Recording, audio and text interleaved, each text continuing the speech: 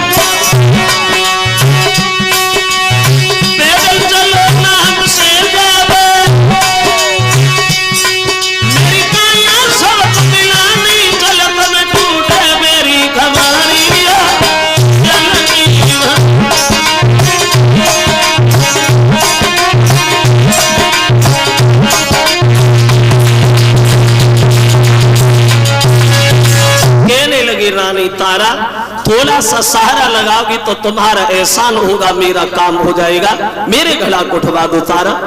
तारा ने सुना तो तारा पीछे हट गई, बोली महाराज गला उठवा दूं? अरे उठवा दूं, हम तो आपके गला को छुएंगे भी नहीं। मतलब तुम्हारे हाथ में मेहतर का गला और मेरे हाथ में ब्राह्मण का, भाई हम ये काम नहीं करेंगे, मेरा धर्म नष्ट होगा। हरिश्चंद्र कहने लगी, तारा क्या तुम हमारी पत्नी नहीं हो? बोले वो तो ठीक है, लेकिन हम आपके गला को नहीं उठाएंगे। महाराज एक उपाय बता रहे, अगर उसमें चलो तो ताकत ज्यादा नहीं लगेगी, गला उठाना और चले जाना। और पत्नी अपने पति से बोल, महाराज सुनो कि तुम्हें देवी बताई है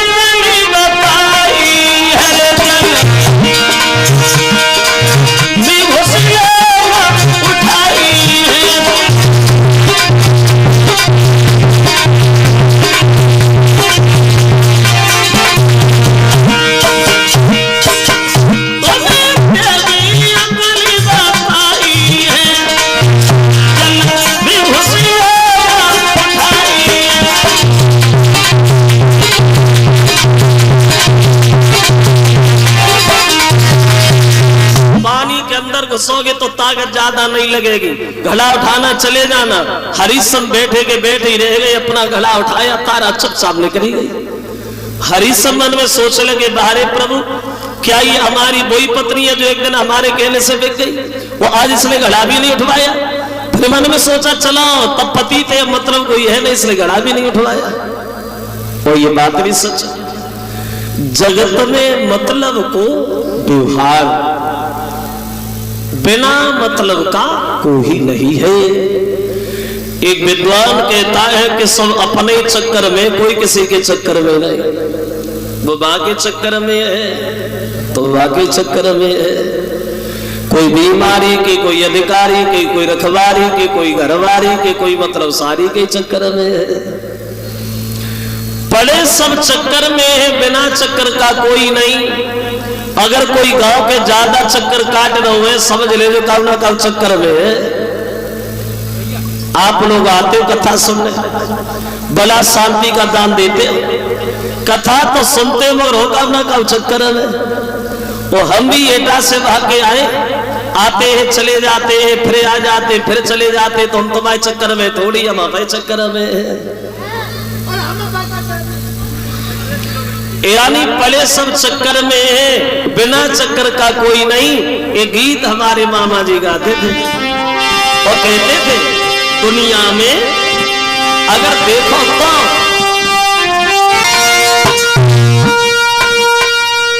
किसी भी घर में घुस के देखो तो नर नारी पड़े ही चक्कर में, वो सब दूजे के चक्कर में दुनिया नारी है।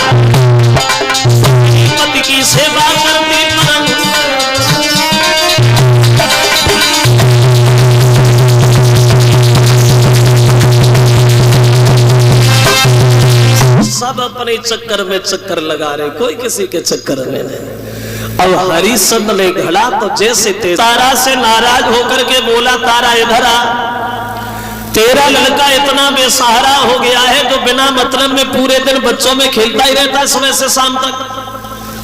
पूजा करने के लिए बैठा हूं, दोपहर होने वाला है, अरे उससे कहो कि बाद में खेल लेना, पहले फूल ही तोड़ ले बाग में।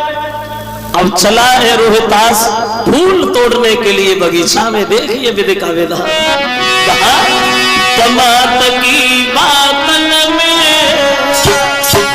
लडलिया हाथन में कुमारी चलो।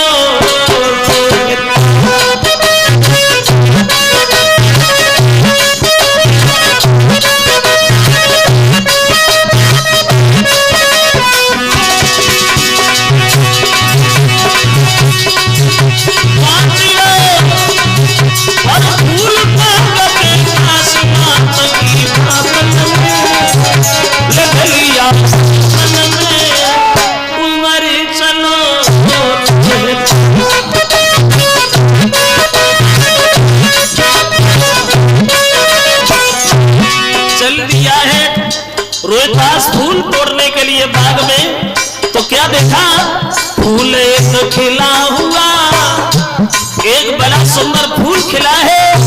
मन में विचार आने लगा, चलो इसे तोड़ते तो गुरुजी खुश हो जाएंगे। लेकिन विश्वामित्र सर्प बने गए, वो फुलबारी में छुप गए। और हम तैयार बैठे हैं, फूल एक खिला हुआ, तब सीन छुपा हुआ, लागी मन में भारी आस।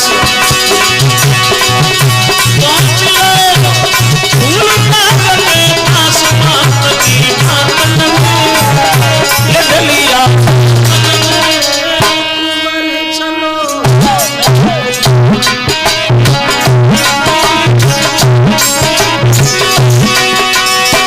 विश्वामित्र सर्प बने हुए बैठे, रोहितास आगे बढ़ा है फूल तोड़ने के लिए। देखिए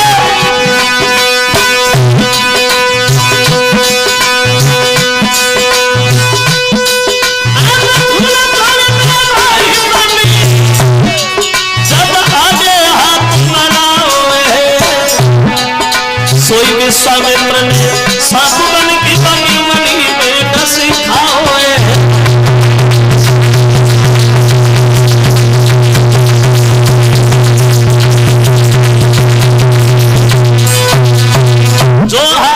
को किया, विश्वामित्र ने सर्प बन करके रोहितास की उंगली में डस लिया। पछाड़ खा के रोहितास जमीन पे गिर पड़ा, माँ माँ मुझे कोई सर्प डस के चल गया। रो रहा है अकेला बगीचा में, जमीन पे पड़ा हुआ रोहितास। तारा इधर भोजन बना रही है, लेकिन जब खबर मिली है तो भोजन अधूरा छोड़ दिया और भागी अपने बच्चे के पास। लेकिन तब तक ब्राह्मण सामने खड़ा हो गया। तारा भोजन बनाना छोड़ दिया, कहाँ जा रही हो? कहने लगी, महाराज मेरे बच्चे को कोई सर्प डस के चला गया, मैं अपने बच्चे के पास जा रही हूँ। ब्राह्मण चिल्लाने लगा, डसी तो गया, अरे मर थोड़ी गया, पहले भोजन बना उसके बाद जाओगे। भोजन बनाने लगी, भोजन बना के फिर दोनों हाथ जोड़ के बोली, महाराज मुझे जाने दीजिए। बोले भोग तुम्हें लगाना है, भोग भी लगा उसके बाद चली जाओ। भोग लगाने लगी। तुलसीदास कहते हैं, पराधीन सपने सुख नाई, और करे विचार देखो मन माही। जिस माँ का बच्चा मरा उधर पड़ा हो, ब्राह्मण जाने नहीं दे रहा। तारा बोली, प्रभु अब मुझे जाने दीजिए, मेरा बच्चा अकेला पड़ा होगा, मुझे जाने दीजिए। ब्राह्मण चिल्लाने लगा, जा जा, मर गया तो या उठा के मल्लाना भाई भिजाना। हजारों बातों में लगा रहा। तारा दौड़ी, क्या देखा, रोहितास जमीन पे पड़ा है। एकदम से गोद उठा लिए पुत्र रोहितास, क्या हुआ, आंखें खोलो। तो रोहितास कहने लगे, मैया मुझे कोई सर्प डस के चला गया, अब मेरी जिंदगी ज्यादा देर की नहीं है माँ, लेकिन तू रोना नहीं मैया। तो तारा रोने लगी, बोली बेटा मैं रो नहीं तो मैं करूं क्या, तेरे अलावा मेरा दुनिया में है कौन। पुत्र रोहितास आंखें खोलो, आंखें खोलो बेटा। तारा रोती अपने बच्चे से बोली है,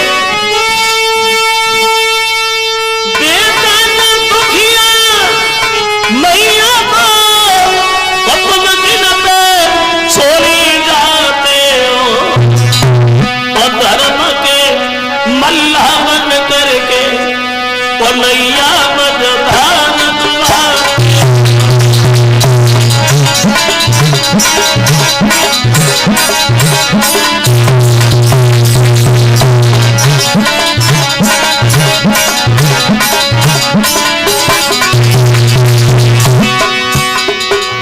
तारा रोने लगी, बच्चे को छाती से लगा दिए पुत्र आके कौन, तो रोहिदास बोले मैया रोए नहीं, अगर तू रोएगी तो मैं भी रोने लगूंगा।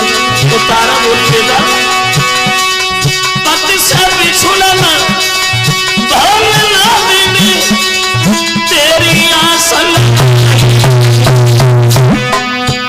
और तू भी मोह को छोड़ चलोगे धरी को मरण ठुराई है। रोहिदास बोले माँ मेरी बात सुन ले, जो दुख सुख की तुझे है सोच लगी कहले एक बार पुचकार मोदी में मेरी मात ये दुनिया आनी जानी है, यारे ना नहीं है कभी किसी को भूमि बिरानी।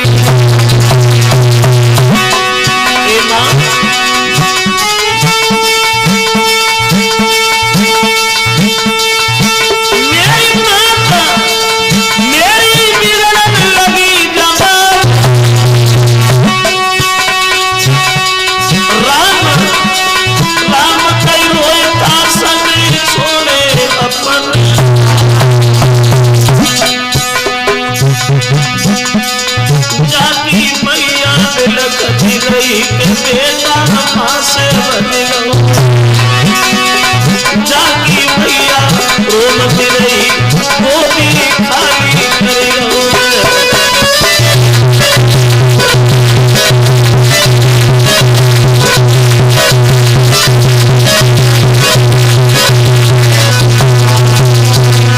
खत्म हो गया रोहिदास अपनी माँ की गोदी में पछाड़ खा के तारा जमीन पे गिर गई। अब मैं कहां जाऊं पुत्र रोहिदास, अब तेरे अलावा मेरा कहां गुजारा होगा। रो रही अपने बच्चे के पास बैठ करके वो माँ, तो मालिन आके समझाने लगी बहन रोए नहीं, और रोने के अलावा तेरे जीवन में बचाई क्या है, तेरे बच्चे को सर पर नशा है, जितनी जल्दी हो सके उतनी जल्दी अपने बच्चे का अंतिम संस्कार करो। देखो उस दुखिया माँ के पास इतना भी पैसा नहीं था जो अपने बच्चे की लाश ढकने के लिए कफन खरीद लेती। तारा रोने लगी, कहने लगी ये पुत्र जब तेरा जन्म हुआ था तो मैंने लाखों की दौलत यूं ही दान में दे दी, वो आज इतना भी नहीं है जो तुझे ढकने के लिए मैं कफन भी ले लूं। अंत में मजबूर होकर के वो माँ आदि सारी फारे माँ ने लला को कफन बनाओ, वो लेके कुमर की लासी अगारी को जन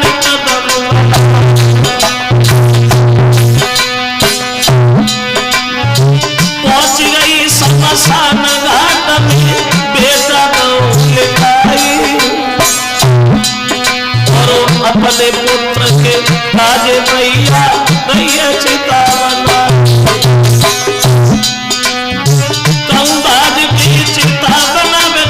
छाती से लेट लगाई। हरिश्चंद्र महाराज तमई मां गए पास में आई,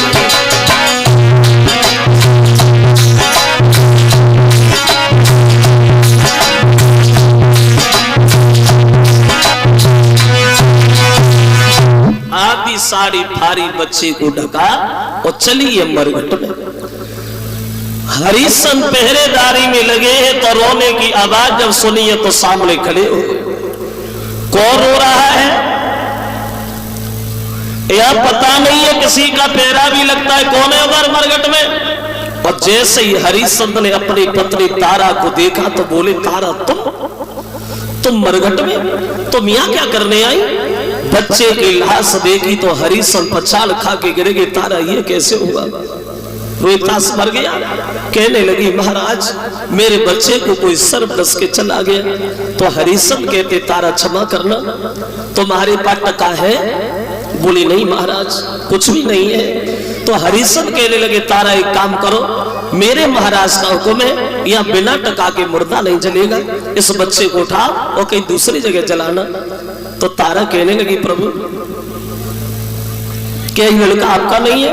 हरिश्चंद्र ने उत्तर दिया तारा मैं जानता हूं ये लड़का मेरा है, अगर ये लड़का मेरा है तो तू भी हमारी पत्नी है। ध्यान करो कितनी बार हमने तुमसे कहा कि मेरा घड़ा उठवा दे तारा, तूने एक नहीं मानी, और जब आज मतलब आया तो तू हमें रिश्ता याद दिला रही है। बात ये है तारा तू बिरथा लाह से घरे मर घट पे और रोई रही तारा तुमर न मेरो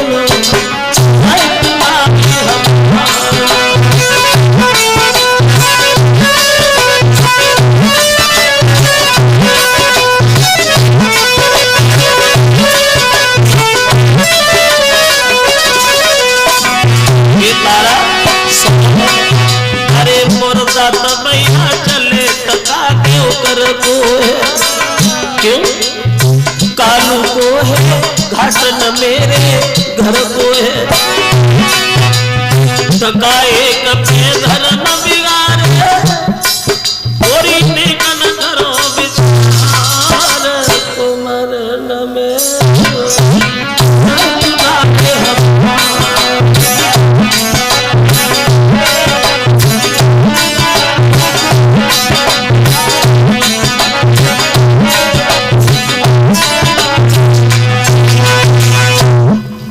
में तारा कहने लगी है महाराज पहले बच्चे की लाश जले तब हम उसका इंतजाम करेंगे। बच्चे की लाश रखी गई तो तारा हरिश्चंद्र बेहोश हो गए बच्चे के दुख में, लेकिन जब होश आया तो हरिश्चंद्र वही बात फिर कहने लगे तारा हमें टका चाहिए। तो बोली प्रभु तुम्हें जहां से दिखाई देता हो वहां से ले लो, देखो धर्म में दीवाने पागल राजा को आदि साड़ी जो तारा पहने हैं टका के बदले में वो आदि साड़ी ही खींच ली, नग्न हो गई तारा। तो सर्व के कारण बेहोश हो के एक मंदिर में गांव से बाहर गिर गई। अब तारा बेहोश है, विश्वामित्र ने देखा मौका बढ़िया है, ला एक खेल और खेल ले तो हमारा क्या जा रहा है। अब विश्वामित्र दौड़े एक मुर्दा बच्चे को उठा लाए और तारा के पास लिटा दिया और होठों से खून लगा करके गांव की गलियों में आवाज लगाई, सुनो गांव के लोगों, और बोले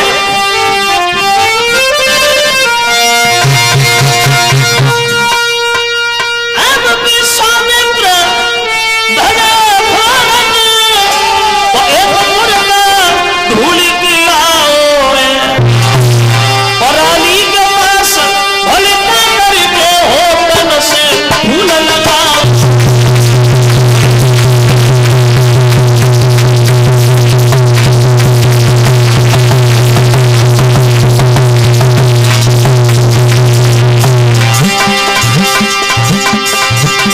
बच्चे को उठा लाए, होठों से फूल लगाया और गांव की गलियों में आवाज लगाई,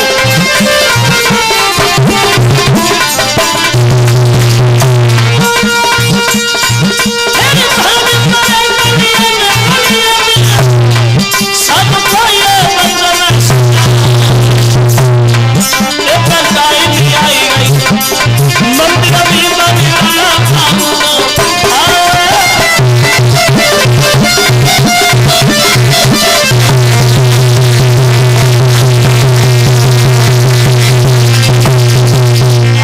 होठों से फूल लगा करके गांव की गलियों में आवाज लगाई, सुनो गांव के लोगों, तुम्हारे गांव से बाहर जो मंदिर है उस मंदिर में एक डायन आई है जो दूसरे की संतान खा रही है।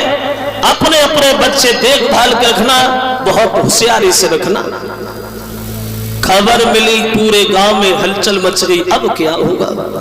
तो कालू मेहतर ने हरिश्चंद्र को तलवार पकड़ाई, बोले जा उस राक्षसी का वध तुम्हें करना। अब हरिश्चंद्र दौड़े, आवाज लगाई तो तारा उठ करके खड़ी हो गई, कहने लगी महाराज आप।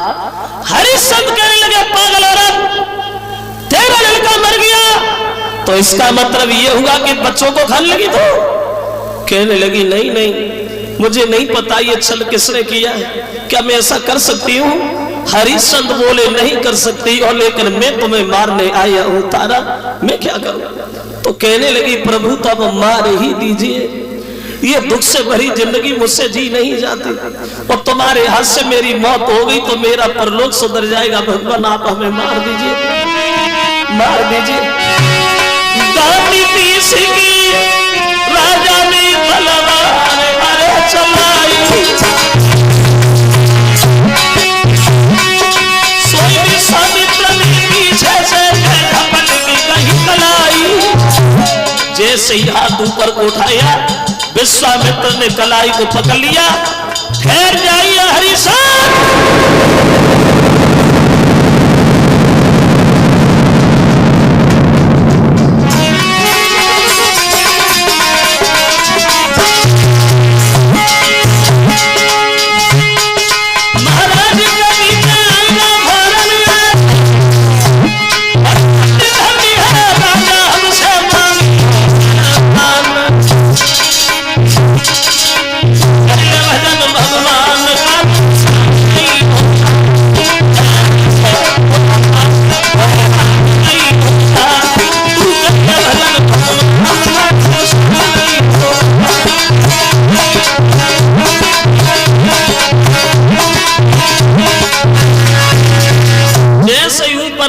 उठाया तब तक विश्वामित्र ने कलाई पकड़ ली। रुका, एक निर्दोष सबला पे हाथ उठाते बहादुरों को कतई से हुआ नहीं देता। हरिश्चंद्र ने देखा, पहचान लिया तुम यहाँ हमारा राज्य छीन के बर्बाद करिए, इधर घूम रहे हो। बोले कुछ नहीं होगा महाराज, कुछ नहीं हुआ। वशिष्ठ ने छाती से लगा लिया, धन्य है मेरे लाल,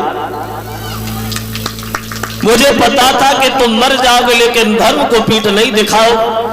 अब हरिश्चंद्र को समझ नहीं पा रहे तो विश्वामित्र ने हरिश्चंद्र से कहा, क्षमा करना प्रभु, एक दिन तुम्हारे गुरुजी से हमारी बहस हो गई, इसलिए हमने तुम्हारी जांच की।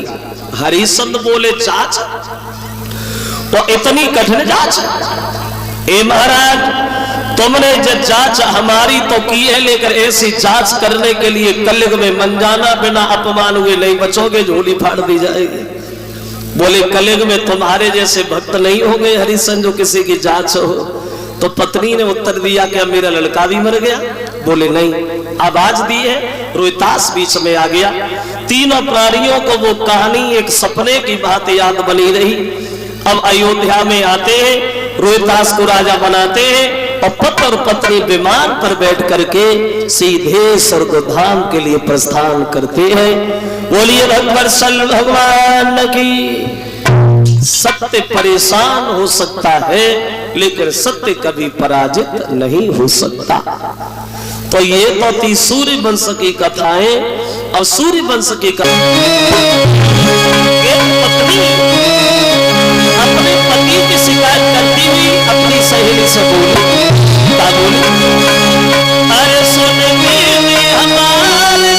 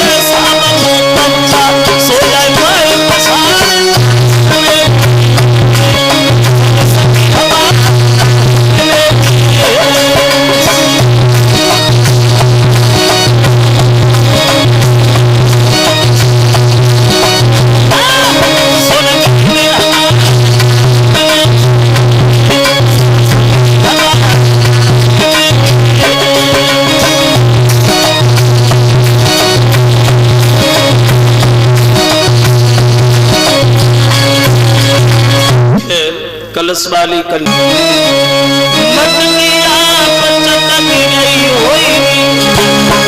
एक लाख बात ये सोना बोली मटकी आप चटक गई होगी, लाल देवी पटक गई होगी। मेरे लल्ला तुमको सुलगावे बंसी पकड़ी लटक गई होगी।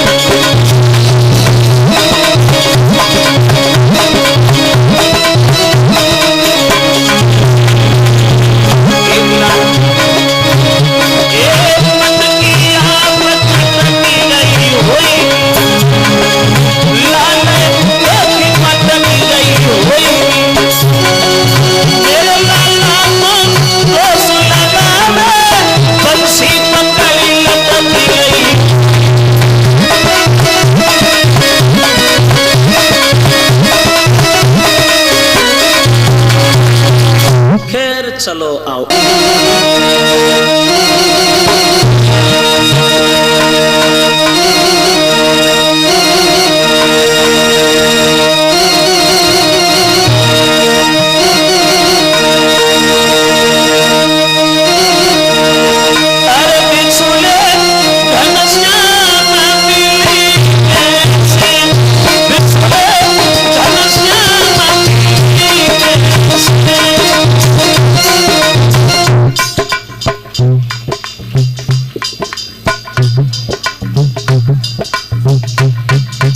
सब लोग धीरे धीरे बोलो।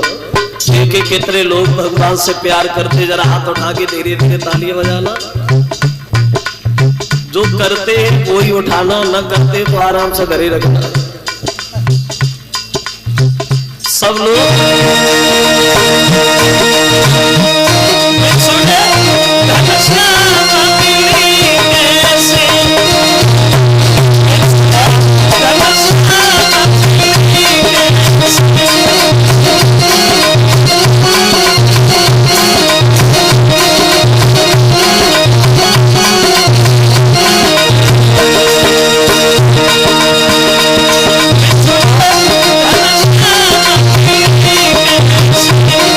So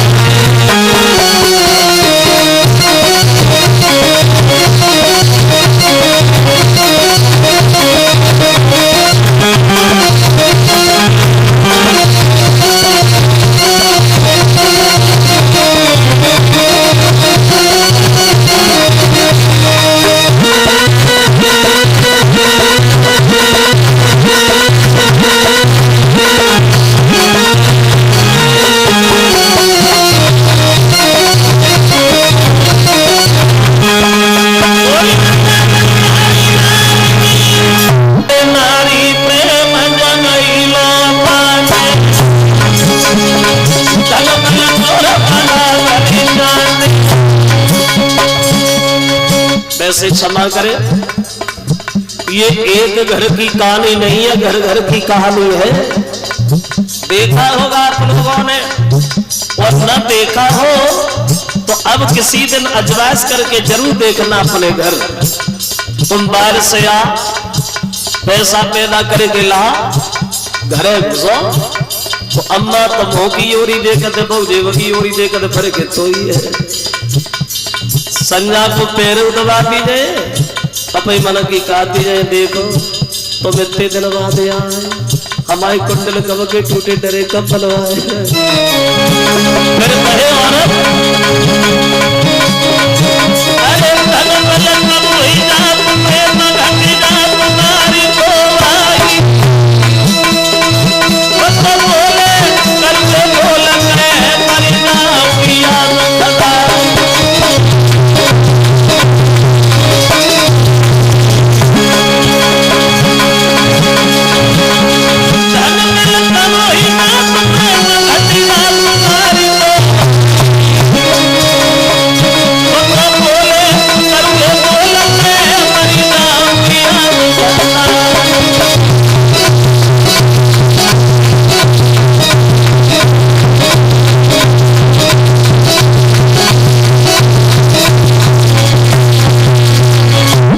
इस पवन रेखा का ये नियम था, सुबह को उठ के अपने पति के पैर छूना।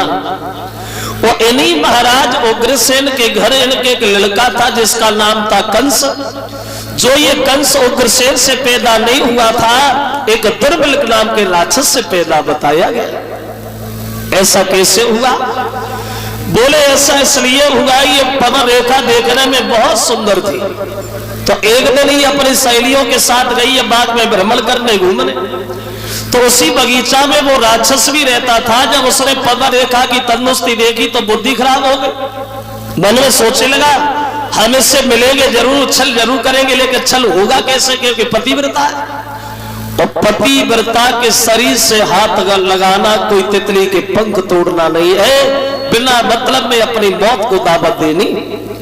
लेकिन उसके रूप में इतना अंधा हो गया, इतना पागल हो गया, जो उसे जीना मरना नहीं दिखाई दे रहा है। उसे ये नहीं पता कि ये दूसरे की औरत है, और दोष भी नहीं उसका। क्यों? कौआ अंधो रात में वो बदन में उल्लू होए, और कामी अंधो रात दिन भाई दीखा तो नाए कोई। उसके रूप में इतना अंधा हो गया, बोले मिलना तो है ही, अब होगा वो देखा जाएगा। लेकिन उसे ये नहीं पता है कि ये दूसरे की औरत है, क्योंकि कवि ये कहता है परनारी की प्रीति सकी सपनी,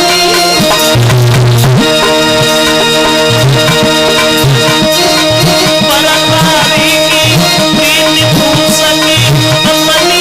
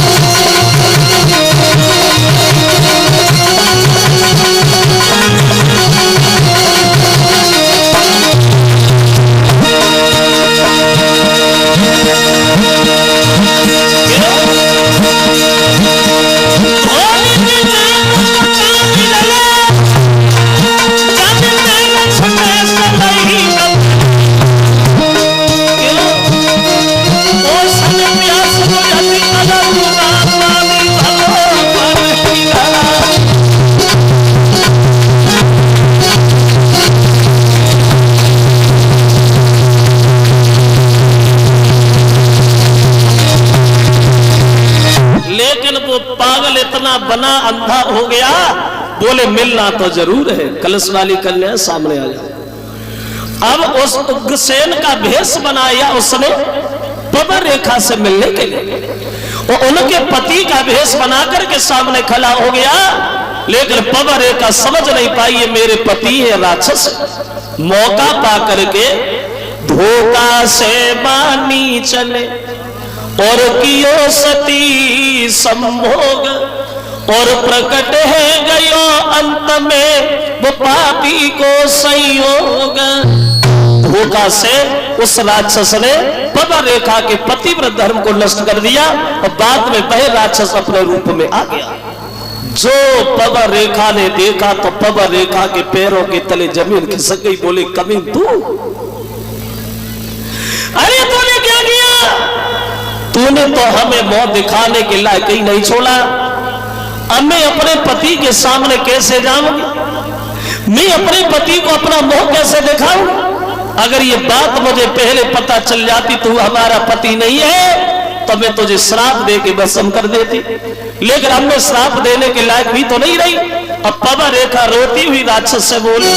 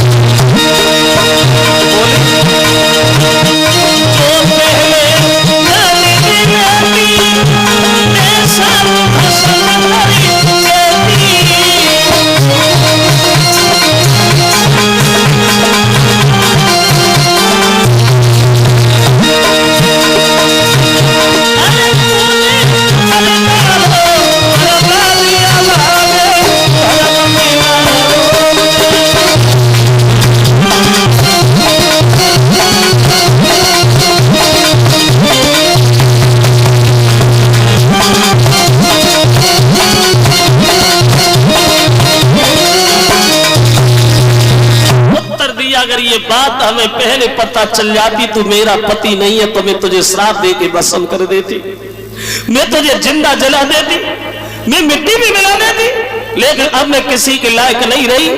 तो राक्षस ने उत्तर दिया, अब रोने से कुछ नहीं होगा, पवन रेखा जो होना था वो तो हो गया।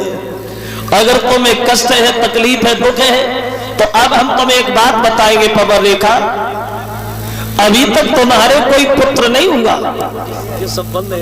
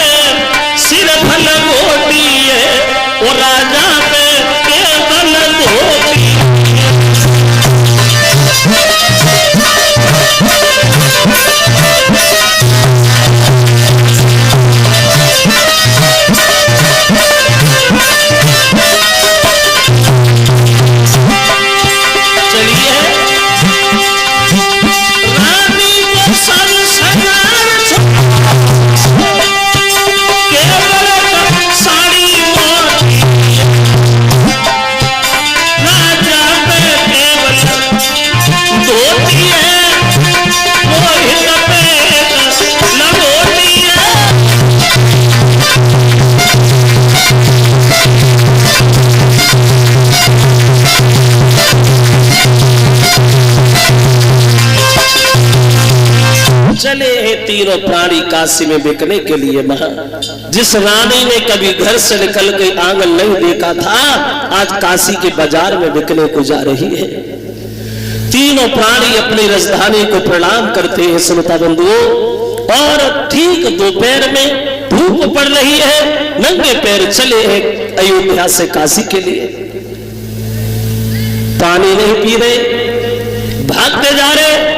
विश्वामित्र चिल्लाते जा रहे, बढ़िया, अरे ऐसे नहीं चला, तेज गति करो, काशी बहुत दूरी है, बढ़िया। पानी नहीं पिया तो रोहितास जो है वो प्यास के कारण जमीन पे गिर गया। और जब रोहितास जमीन पे गिरा तो तारा ने अपने पति की कलाई पकड़ ली। महाराज थोड़ी देर खड़ी हो जाएगी, थोड़ी देर खड़ी हो जाएगी। तो बोली, अरे सैया ने कछाया मेरी से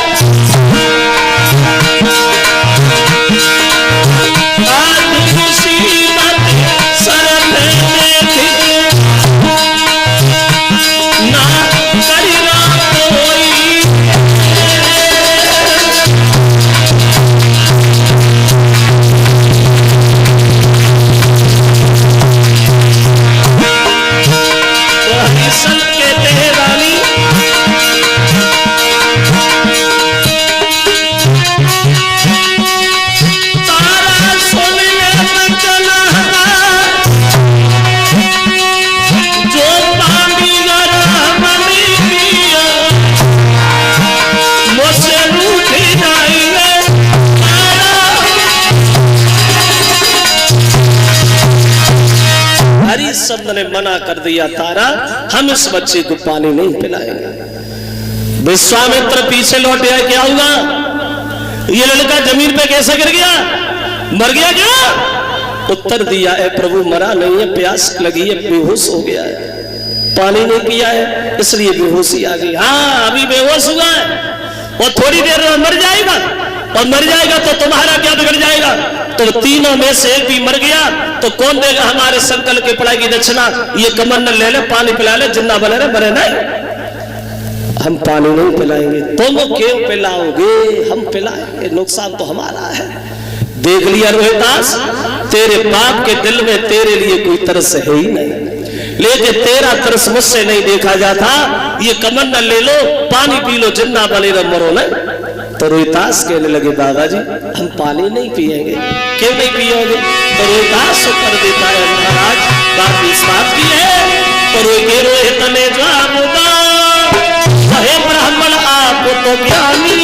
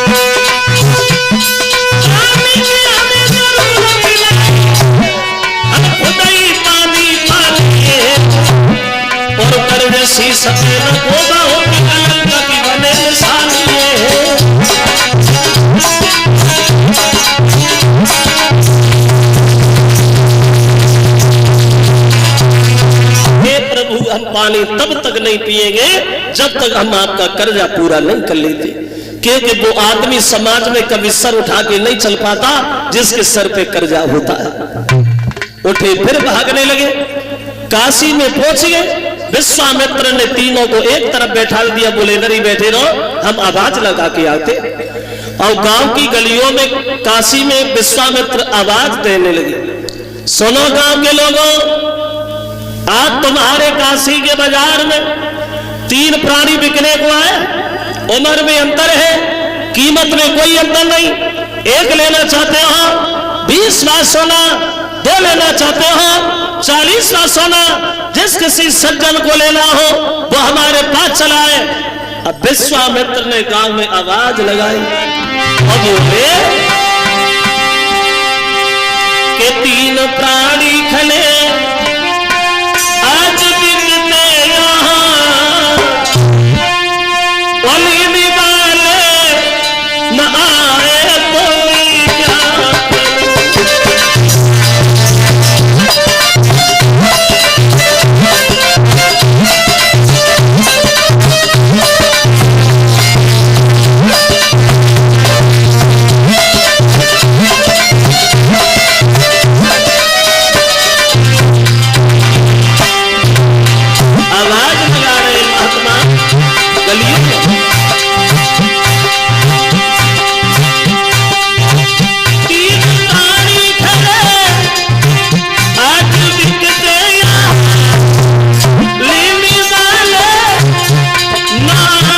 तो क्या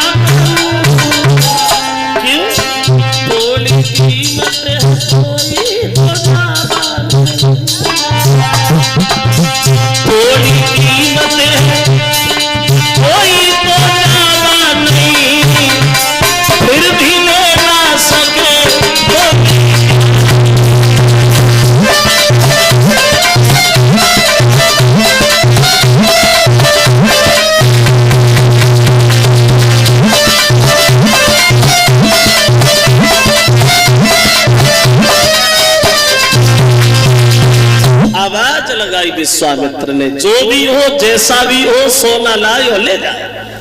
जैसे ये आवाज लगाई तो पूरे गांव में सब लोग दौड़े देखने के लिए। ऐसी कौन सी मुसीबत है जो 3 प्राणी बिकने आए। अब देखने वालों की तो भीड़ बहुत इकट्ठी हो गई तो, लेकर खरीदने वाला कोई नहीं है। हरिश्चंद्र चारों तरफ अपनी निगाह घुमा रहे, बड़े दिल में विचार आ रहे, अगर आज हमें किसी ने न खरीदा तो हमारे धर्म की आने टूट जाएगी। बड़े पछता रहे हैं, बड़े रो रहे हैं, चारों तरफ देख देख करके। शाम हो गई तो अंत में एक मेहतर आ गया। कौन बेच रहा है? विश्वामित्र ने उत्तर दिया, हम क्या चाहिए आपको? कहने लगे हमें इस नौजवान को खरीदना, वो भी एक शर्त है हमारी, अगर हमारे घर पे चल के ये मरघटिया का काम करेगा तो वैसे नहीं। तो हरिश्चंद्र ने मेहतर के जब ये शब्द सुने हैं तो दोनों हाथ जोड़ के कहने लगे, भैया मरघटिया से भी घटिया तेरी निगाह में कोई काम हो वो मुझे दे देना, लेकिन तुम मुझे खरीद जरूर लो। वो हरिश्चंद्र रोते हुए बोले,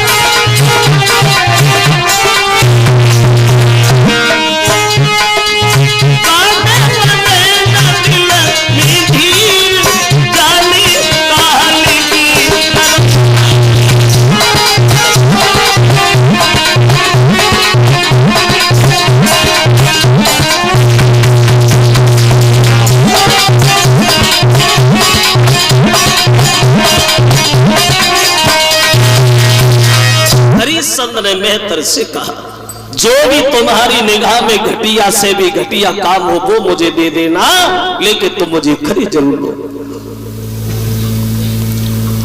मेहतर ने उत्तर दिया, रो नहीं महाराज, हम खरीद लेंगे। ये बात चल रही है, तब तक एक ब्राह्मण भी वहां आ गया। बोले, इस बच्चे को और इस लड़की को हमें दे दे। ये लड़की घर पे भोजन बनाएगी, बच्चा कुछ नहीं करेगा तो बाग से पूजा के लिए फूल ही लाता रहेगा। अब देखो, वैसे तो तीनों प्राणी पास ही पास खड़े थे। 20 भार सोना मेहतर लेके आ गया, 40 भार सोना ब्राह्मण लेके आ गया। जब कीमत पूरी चुका दी गई तो हरिश्चंद्र मेहतर के पास जाके खड़े हो गए और रानी तारा रोहितास ब्राह्मण के पास खड़े हो गए। कलेजा फट गया। हरिश्चंद्र के मुंह से कुछ न निकला, सिर्फ एक ही बात निकली है, मेरे घर की गृहिणी तेरी जय हो। दुनिया भर में हर आदमी हर काम कर लेता है तारा, लेकिन अपनी पत्नी को कभी नहीं बेचता। ये हम ही पहले इंसान जो हमने अपने मतलब के लिए तुम्हें बेच दिया। तारा, तुम चाह रहना, बस सुखी रहना, कभी भूल के ये ध्यान न करना कि तुम्हारी शादी भी किसी के साथ हुई थी। तारा रोती हुई विश्वामित्र से कहती है, महाराज इतना अन्याय हम लोगों के ऊपर न करो। अगर तुम्हें भेजना ही है तो हमें एक ही जगह भेज दो, हम बिना पति के दर्शन के जिंदा नहीं रह पाए। तो विश्वामित्र बोले, किसने का जिंदा रहो, दक्षिणा मिली गई, अब जिंदा रहो और चाहे कुआं में गिरो, हमें क्या लेना देना। उठे वो चले गए, हरिश्चंद्र मेहतर के साथ चले, रानी तारा ब्राह्मण के साथ चले। अब देखिए, एक दूसरे को मुड़ मुड़ के देखते जा रहे हैं तीनों प्राणी। हरिश्चंद्र जब थोड़ी दूर निकले गए तो तारा बोली, महाराज थोड़ी देर और खड़े हो जाइए, थोड़ी देर और रुक जाइए। और बोली है कि जरा देर ठहरो राजन, और तमन्ना यही है अभी हमने जी।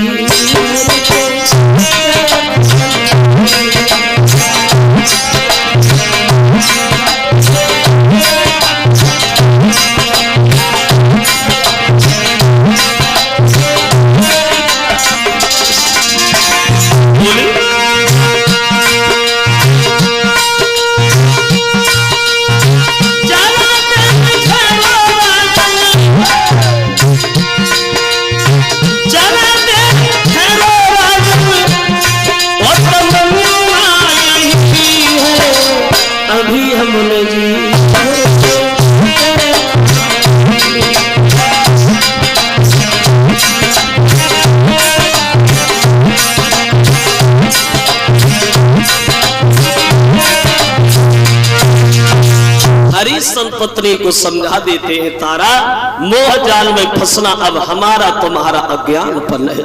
जाओ, चली आई है अपने बच्चे को साथ लेकर के ब्राह्मण के घर, और इधर हरिश्चंद्र चले गए हैं मेहतर के घर। पूरी रात लेट करके विश्राम किया है महाराज ने। सुबह जब हुआ तो उठ करके बैठ गए। मेहतर सामने पहुंच गया, क्या हो रहा है, बैठे हो। बैठने की खरीदाम ने 20 भार सोना दिया, 20 भार, वो भी सोने को नहीं बल्कि काम करने को। ऐसे काम नहीं होगा, सुबह सुबह जल्दी जागो और झाड़ू लेके भागो। ये काशी की गलियां साफ करके आ और जल्दी आना, तब दूसरा काम बताए। अब हरिश्चंद्र जो है वो काशी की गलियां साफ करने के लिए निकल गए। देखिए, वक्त बदलते देर नहीं लगती, समय पता नहीं कब और कौन सी जगह कौन सी मोड़ पे ले जाके खड़ा कर दे। वही राजा जो एक दिन हजारों प्रजा के लोगों के ऊपर आदेश करते थे, आज एक मेहतर की आज्ञा का पालन कर रहे।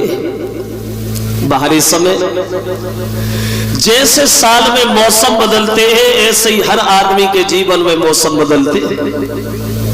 कभी दुख है, कभी सुख है, कभी भलाई है, कभी बुराई है, कभी सम्मान है तो कभी अपमान है।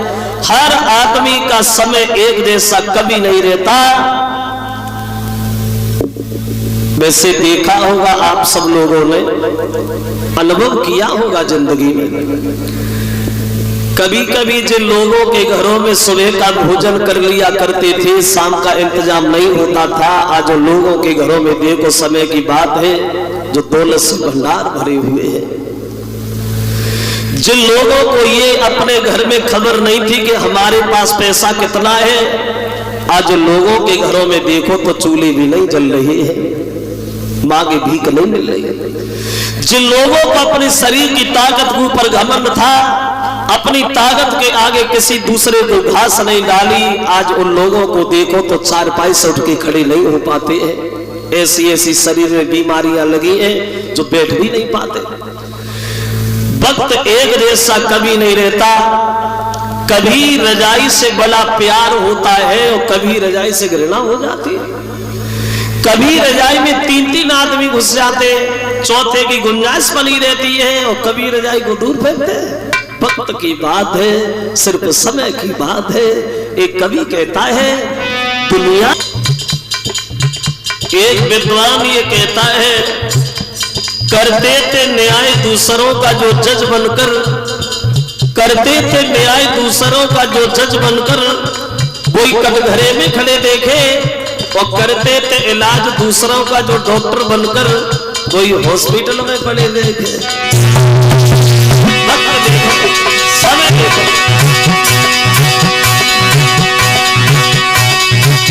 जिन लोगों ने किया था लाखों का लेना देना, लाखों का लेना देना, कोई पैसा पैसा को हाथ में पकड़े थे, सदा से किसी किसी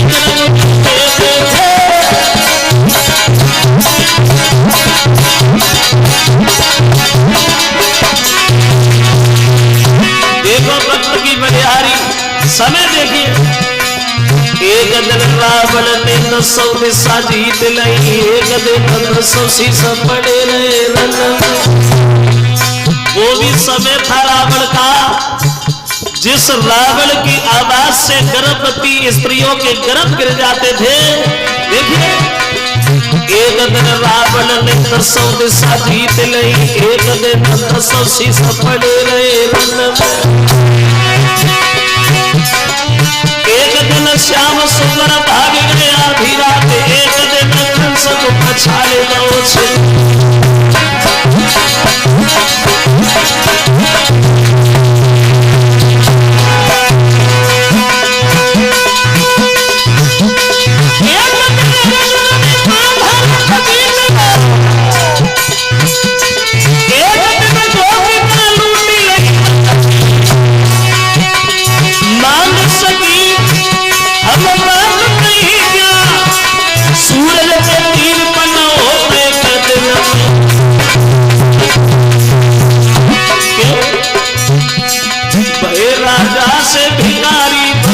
की बलिहारी बलिहारी समय की बलिहारी।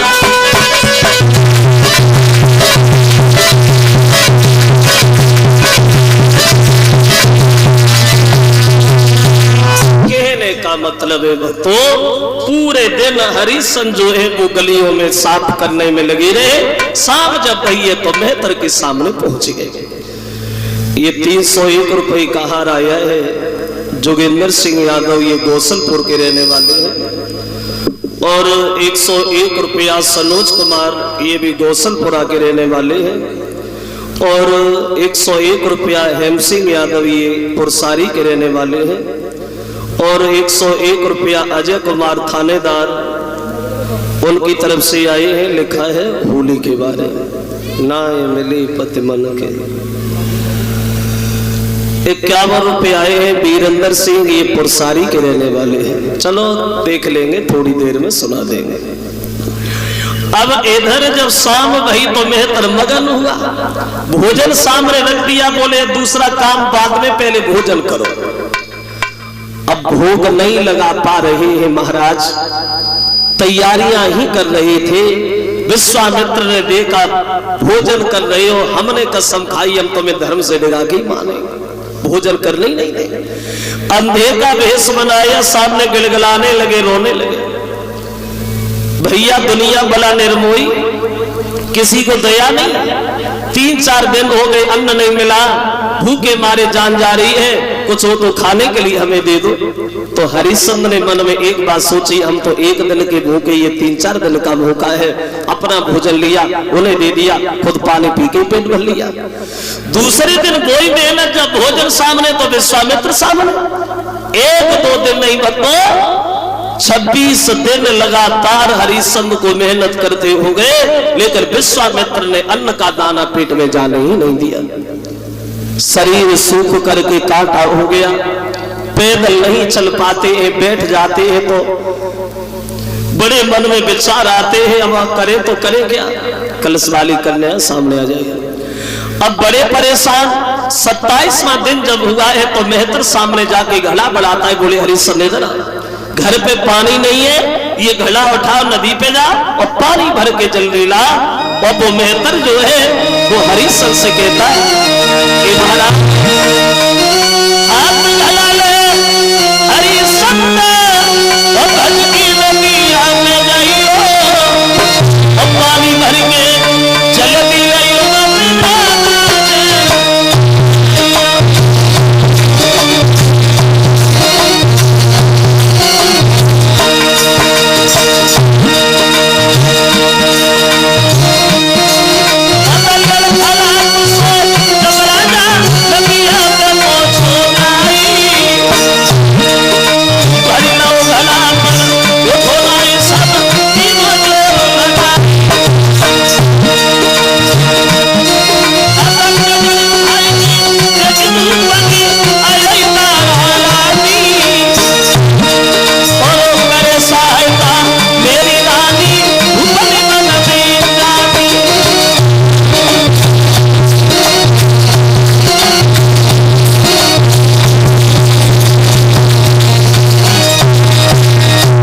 महाराज हरिश्चंद्र नदी पे पानी भर, पानी तो भर लिया, लेकिन शरीर में शक्ति नहीं थी जो घड़ा को उठा के सर पे भी रखते। बैठे बैठे विचार आ रहे, परमात्मा आज इतना भी नहीं है जो मैं इस घड़ा को उठा के सर पे भी रख लूं। अकस्मात उनकी पत्नी तारा ही उनके नजर आई, पानी भरने आ रही है तारा, उसी जगह पहुंच गई जहां हरिश्चंद्र बैठे बैठे विचार कर रहे, घड़ा को पकड़े हुए। तारा को देखा तो हरिश्चंद्र के दिल में एक बात आई, हर मुसीबत में भगवान ने हमारी पत्नी को भेजा, अब ये मेरा गला जरूर उठ जाएगा, मुझे बढ़िया भोजन मिल जाएगा। अब बैठे बैठे बेचारी कर रहे थे, लेकिन पत्नी उनके पास नहीं गई, दूर खड़ी हो गई और सोचने लगी। मन में विचार करती हुई हरिश्चंद्र से बोली, महाराज आप तो बड़े कमजोर हो गए, क्या आपको भोजन नहीं मिलता? हरिश्चंद्र ने उत्तर दिया, रानी तारा सुख का भोजन